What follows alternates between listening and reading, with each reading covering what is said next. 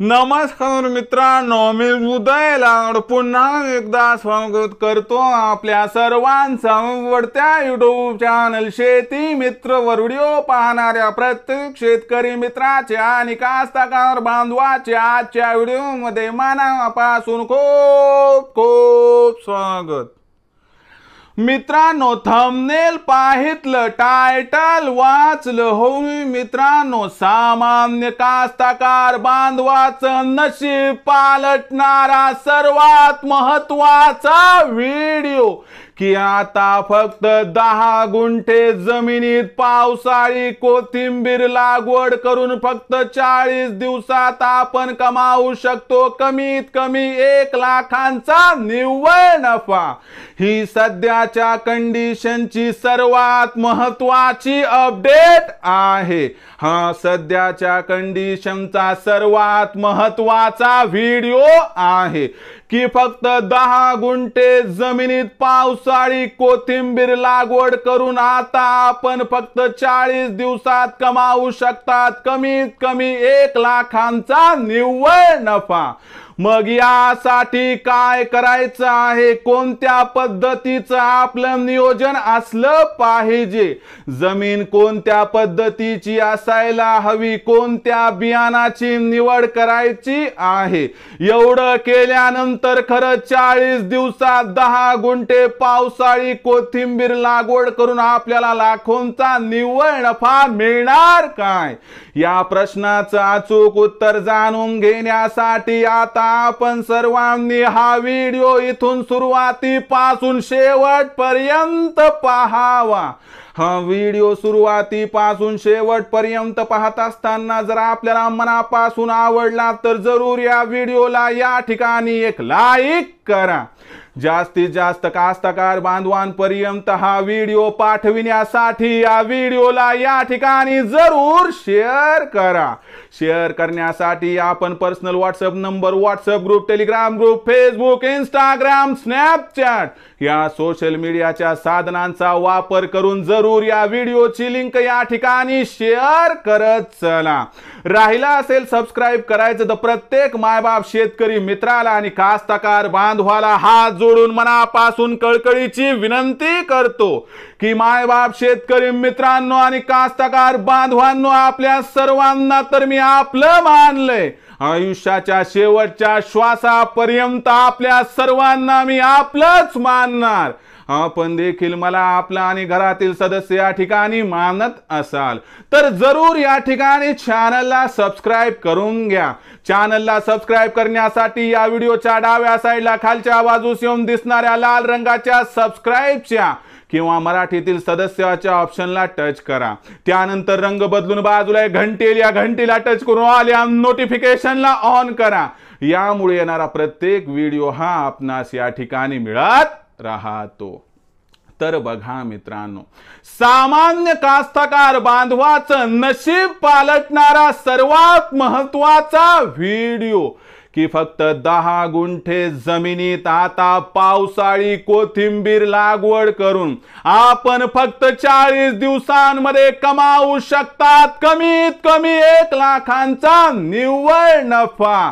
काय आपल्याकडे या ठिकाणी कोथिंबीर लागवड करण्यासाठी जमीन उपलब्ध आहे, काय आपल्याला ही कोथिंबीर लागवड करून कमवायचा आहे लाखोंचा निव्वळ नफा, तर मायबाप कास्तकार बांधवांनो आजचा हा व्हिडिओ मिस करू नका, कारण या पावसाळ्यामध्ये ही कोथिंबीर आपल्याला लखपती केल्याशिवाय राहणार नाही। लक्ष्मीचा वर्षाव या वर्षी आपल्या घरादारात झाल्याशिवाय राहणार नाही। ज्या धन्याला आपण त्या ठिकाणी सोयाबीन व इतर पिकांसोबत जमिनीमध्ये टाकतो आणि आपली एकच इच्छा असती की धन्या धन्या धन दे, त्या पद्धतीनं मित्रांनो आपल्याला हे धन, हा धन्या म्हणजे कोथिंबीर द्यायला तयार आहे। सगळ्यात महत्वाची गोष्ट लक्षात घ्या मित्रांनो, कोथिंबीरीचा जर विचार केला तर 12ही महिने कोथिंबीर ही स्वयंपाकघराची शोभा वाढवते। अहो असं एकमेव घटक आहे मित्रांनो, स्वयंपाकघरात विचार करा तुम्ही की स्वयंपाकघरामध्ये कोथिंबीर किंवा कोथिंबीरीचा वास नसेल तर कुठं तिथं आपल्याला बसावंसं सुद्धा वाटत नाही. अहो गृहिणीला विचारा की कोथिंबीरीशिवाय संपूर्ण स्वयंपाक सुना सुना वाटतो. जसा आपण पंढरपुराचा विचार केला तर पंढरपुरामध्ये पांडुरंगच नसेल तर पंढरपुराची व्याख्या करता येईल का हो? अजिबात नाही. तसं स्वयंपाकघरामध्ये कोथिंबीर अत्यंत महत्त्वाचा घटक आहे. याचा अर्थ कोथिंबीर 12ही महिने लागते. कोथिंबीरची मागणी 12ही महिने असते. पण पावसाळ्यात बदल काय?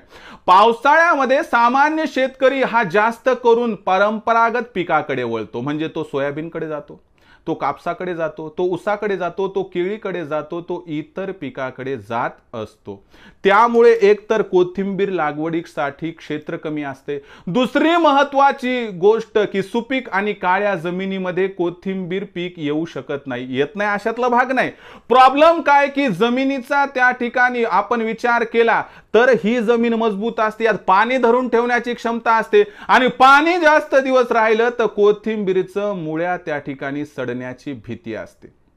आणि म्हणून मित्रांनो या ठिकाणी आपल्याला कोथिंबीरचं उत्पादन हे पावसाळ्यात घटताना दिसते. मागणी जशाच तशी आहे पण उत्पादन घटलेलं असते. मग अशा कोथिंबीर पिकाचा जर आपण या ठिकाणी विचार केला तर हा आपल्यासाठी फायद्याचा सौदा ठरू शकतो. मग आता एक एक घटक बघूयात की पहिले जमिनीची निवड.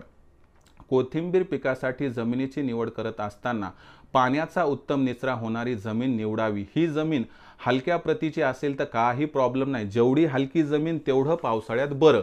आणि त्याचबरोबर मित्रांनो दुसरी महत्त्वाची गोष्ट की आपण हलकी जमीन घ्या, मध्यम घ्या, भारी जमिनीची निवड मात्र कोथिंबीर पिकासाठी करू नका. कारण या जमिनीमध्ये पाणी धरून ठेवण्याची क्षमता मोठ्या प्रमाणात असते. म्हणजे जी आपली एकदम त्या ठिकाणी खराब जमीन आहे ती जमीन इथं उपयोगात येऊ शकते.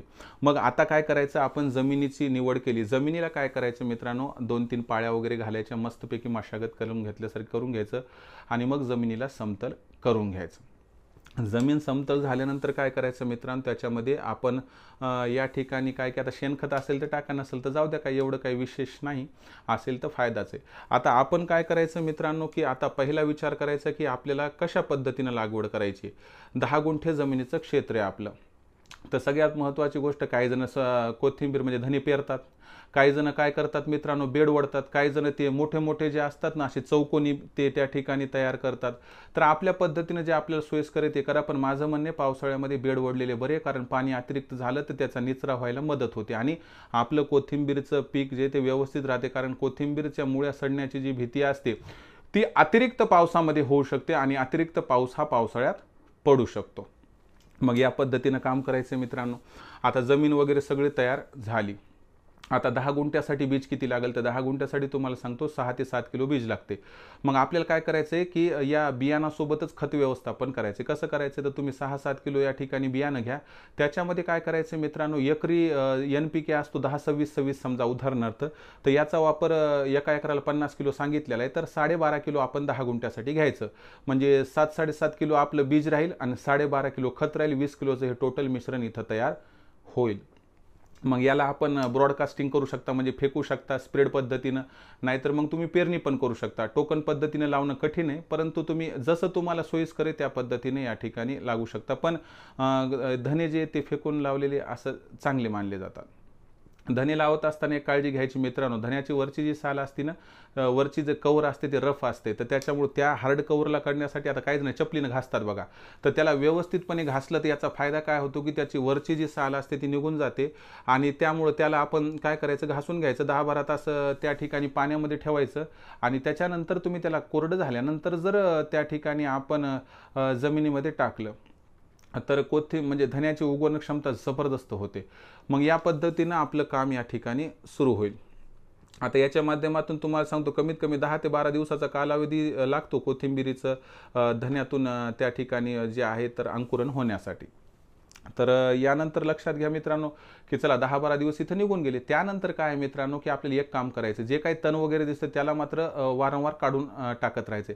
कारण कोथिंबीरच्या पिकाला शत्रू म्हटलं तर तणच आहे, दुसरं काही त्या ठिकाणी टेन्शनचं नाही. आता काही जण विचारतात सर हे झालं खत व्यवस्थापन, कळालं बघ. खत व्यवस्थापन आधी सांगतो, जर पाऊस काळ जास्त असेल तर त्यावेळेस तुम्ही बुरशीनाशकाचाही वापर करू शकतात आणि त्या ठिकाणी सल्फरचा वापर केला तर तिथं तुमचा फायदा होऊ शकतो. आता हे झालं मित्रांनो खत व्यवस्थापनाचा. आता विचार करूयात की बाबा काही कीड वगैरे, तर सरासरी कोथिंबीरच्या पिकावरती कीड वगैरे काही जास्त येत नाही, पण दिसली तर तुम्ही त्यानुसार उपाययोजना करू शकता आणि हलक्या प्रतीचं त्या ठिकाणी कीटकनाशक वापरू शकता, पण याची गरज सरासरी पडत नाही. आता या पद्धतीनं झालं सगळं. आता मुख्य प्रश्न येतो की सर 10 गुंठे जमिनीमध्ये आम्ही कोथिंबीर लागवड केली तर आम्हाला 40 दिवसानंतर कोथिंबीरचं पीक हातात आलं तर ॲक्च्युली उत्पादन किती होईल बरं? तर तुम्हाला सांगतो, एकराचा जेवढा त्या ठिकाणी मला अनुभव आहे तर त्यानुसार एकराला 25 ते 28 किलोपर्यंत बीज लागते. त्यातून मिळणारं उत्पादन जवळपास 12 ते 15 टनांपर्यंत असते, म्हणजे 120 ते 150 क्विंटल. जर आपण याचा या ठिकाणी विचार केला तर 100 या ठिकाणी विचार केला तर 100% आपल्याला एकरी 120 क्विंटलपर्यंत उत्पादन मिळणार, म्हणजे 10 गुंठ्यामध्ये 30 क्विंटलपर्यंत उत्पादन मिळायला काही हरकत नाही. आता 30 क्विंटल या उत्पादनाचा आपण विचार केला तर आजचा मार्केट भाव बघितला तर तुम्हाला सांगतो पावसाळ्यामध्ये मार्केट भाव खूप उच्च दरावरती असतो. कारण कसं आहे की एकतर या कोथिंबीर पिकाची लागवड कमी असते, दुसरी गोष्ट पाऊस पडला तर दुरून आपल्यापर्यंत कोथिंबीर येऊ शकत नाही, अनंत अडचणी पावसाळ्यात असतात. त्यामुळं आपल्याला पावसाळ्यामध्ये कधी कधी 50, कधी 100, कधी 200, कधी 300 रुपये प्रति किलोपर्यंत सुद्धा कोथिंबीर जाताना दिसते, पण तो भाव पकडून फायदा नाही. एवढं सांगतो की पावसाळ्यामध्ये कमीत कमी 50 रुपये प्रति किलो हा भाव तुम्हाला 100% मिळणार, म्हणजे 5,000 रुपये क्विंटल. आपल्याला उत्पादन झाले 10 गुंठ्यामध्ये 30 क्विंटल, 30 क्विंटल गुणिले 5,000 करा, म्हणजे झाले 1,50,000 रुपये. या 1,50,000 रुपयामधून तुमचा बियाणाचा खर्च, खताचा खर्च, तुमचा लेबरचा खर्च, वाहतुकीचा खर्च किती पण काढा, तो जास्तीत जास्त किती होणार मित्रांनो या ठिकाणी 10,000. म्हणजे 1,50,000 रुपयातून 10,000 गेले तर 1,40,000 रुपये शिल्लक राहणार. आपण वरचे आणखीन 40,000 सोडून देऊ. आता आले आगाव तर आपलेच येतं, आले जास्त तर आपलंच नफा आहे, काय प्रॉब्लेम नाही, कोणी हिसकाटून थोडीच घेणार आहे. पण आपल्याला कमी पकडायचे, तर तुम्हाला सांगतो 50 रुपयाचा कमीत कमी भाव पकडला तरी तुम्हाला 10 गुंठे जमिनीतून अक्षरशः 1,00,000 रुपयांचा निव्वळ नफा होतो. कोथिंबीरचं पीक जात नाही, काही अडचण नाही, रोग नेत नाही, ते जात नाही, येणार म्हणजे येणार, नफा देणार म्हणजे देणार. आणि दुसरी एक महत्त्वाची गोष्ट लक्षात ठेवा मित्रांनो, माझं मत काय की चला यंदाच्या वर्षी तुम्ही 10 गुंठ्याचा अनुभव घ्या, पण पुढच्या वर्षी काय करायचं, असं अर्ध्या एकराचं क्षेत्र करायचं, म्हणजे 20 गुंठे, त्यात 5-5 गुंठ्याचे 4 प्लॉट करायचे, बरोबर आहे. 5-5 गुंठ्याचे 4 प्लॉट केले तुम्ही तर तुम्हाला सांगतो दर आठवड्याला तुमच्याकडे जी कोथिंबीर आहे ती जवळपास विकायला किती येईल तुम्हीच विचार करून बघा, 15 क्विंटलच्या आसपास. 15 क्विंटल कोथिंबीर आली तर 75,000 रुपये खर्च वजा जातात. तुम्हाला सांगतो काही पण होऊ द्या, 50,000 रुपयाचा निव्वळ नफा तुम्हाला आठवड्याला मिळतो. अर्धा एकर जमीन घेतली, 1 एकर घेतली तर 1,00,000 आठवड्याला. असं मला सांगा, इथून दिवाळी पस्तूर म्हणजे 4 नाही 5 महिने असं चाललं तर त्या ठिकाणी आपलं उत्पन्न किती व्हाले बरं? आपलं उत्पन्न 10 गुंठे जमिनीचा विचार करा तर आपल्याला कमीत कमी या ठिकाणी तुम्हाला सांगतो 3दा तरी आपल्याला या कोथिंबीरचं पीक घेता येते. म्हणजे या ठिकाणी 1 गुणिले 3 म्हणजे मित्रांनो 3 म्हणजे 3 लाखाचा निव्वळ नफा आपण 10 गुंठे जमिनीमधून हा जून पासून तर दिवाळीपर्यंत प्राप्त करू शकतो. आणि मित्रांनो एक गोष्ट आणखीन टिपून ठेवा, आजपासून दिवाळीपर्यंत कोथिंबीरचा रेट बघा मित्रांनो, रेट कधीच 50 रुपयाच्या खाली येणार नाही. तो कधी 100 जाईल तर कधी 200 जाईल. म्हणजे मित्रांनो मी सांगतोय त्या गोष्टी चुकीच्या आहेत का? मी सांगतोय ते अडचणीचं आहे का? अजिबात नाही. बरं तुमचं नुकसान झालं तर बीज किती लागलं हो? 6 ते 7 किलो म्हणजे 600-700 रुपये बीज, 1,000-1,200चं खत आणि ते लागणारा डोसेस, म्हणजे तुमचं लय झालं 2 ते 4 हजाराचा खर्च आहे मित्रांनो. अशा पद्धतीची शेती तर मला वाटते कधी पण परवडेल, की ज्या शेतीमध्ये हजारो रुपये घालण्यापेक्षा फक्त 2-3 हजार घालायचे आणि लाखो रुपये कमवायचे. म्हणून मित्रांनो आता शेतीमध्ये कसं आहे की आजकाल झाले कसं आहे की आपल्याला डोक्याची मेहनत करणं क्रमप्राप्त झाले. मग तुम्ही जर डोक्याची मेहनत केली तर तुम्हाला 101% सांगतो तुम्हाला लाखोंचा निव्वळ नफा या शेती व्यवसायातून कमावण्यापासून कोणी वंचित करू शकणार नाही. पण जर तुम्ही डोक्याचा वापर न करता शारीरिक मेहनतीवरती भर दिले आणि परंपरागत पिकाला फाटा न देता जर दुसरे पिकं वापरले नाही तर मला सांगा लाखोंचा निव्वळ नफा कसा मिळू शकेल बरं? म्हणून मित्रांनो काळ बदललाय, वेळ बदलली, आता मार्केटनुसार वागायची वेळ आली आणि म्हणून पावसाळी कोथिंबीर लागवडीकडे आपण हमखास आपली लक्ष्मी म्हणून इथं बघू शकतो. तर मित्रांनो, आवडली ना संकल्पना, आहे ना नशीब पालटणारी संकल्पना, की अवघ्या 10 गुंठे जमिनीमध्ये जर आपण पावसाळी कोथिंबीर लागवड केली तर अवघ्या 40 दिवसात आपण कमावू शकतो 1 लाखांचा निव्वळ नफा. मग मला वाटते यावर्षी तुम्ही 10 गुंठ्याचा जोखीम घ्यावं. हो द्या काय व्हायचं ते, काय टेन्शन घ्यायची गरज नाही. आणि तुम्ही कोथिंबीर लागवड केली तर मला कृपया कमेंट सेक्शनमध्ये लिहून कळवा. तुमच्या प्रत्येक समस्येचं सोल्युशन हा तुमचा मित्र करतच राहील.